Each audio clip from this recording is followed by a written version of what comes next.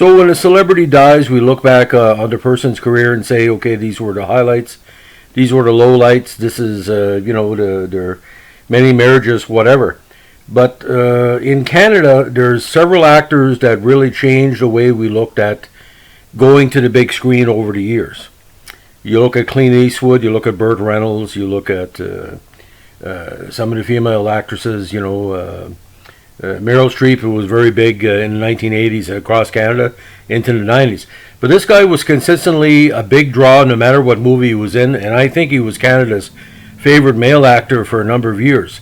Now, Sean Connery passed away earlier today, which is Halloween Day in Canada. And it's not going to be a long podcast. There's no video with this, but just a basic view. When I became interested in movies, I was noticing a trend in the early 1970s, be it Robin and Marion later on, or Zardos, or the re-release of the James Bond movies later on with Highlander and The Untouchables. Anytime there's a Sean Connery movie, it was a big crowd. He drew women. He drew men of all ages. He drew teenagers. All kind of different people love Sean Connery.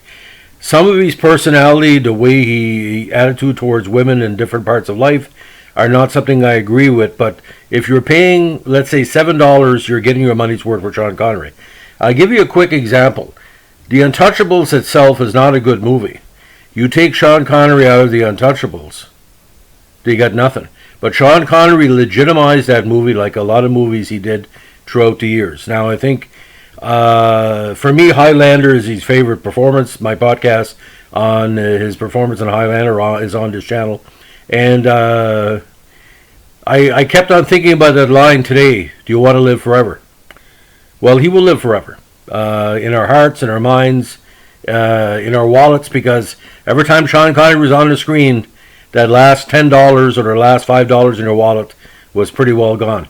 So if you have a chance, there's a few movies that haven't been talked about by the media over the last couple of years. Some key Sean Connery. Go on internet, moviedatabase.com, and check it out. But for me, the three big movies, of course, for me, that's just me, by the way, is Zardos, Robin and Marion, and Highlander, and Untouchables a close fourth.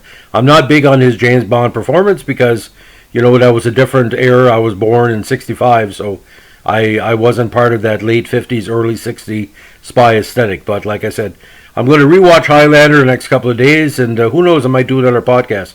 Every time I watch his performance on Highlander, there's something new anyway. So, ladies and gentlemen, God bless Sean Connery, God bless you, and keep going to the screens because it's going to keep his memory alive. For 1,000 years after this, people will be talking about Sean Connery. I can guarantee it. Have a good day. Bye.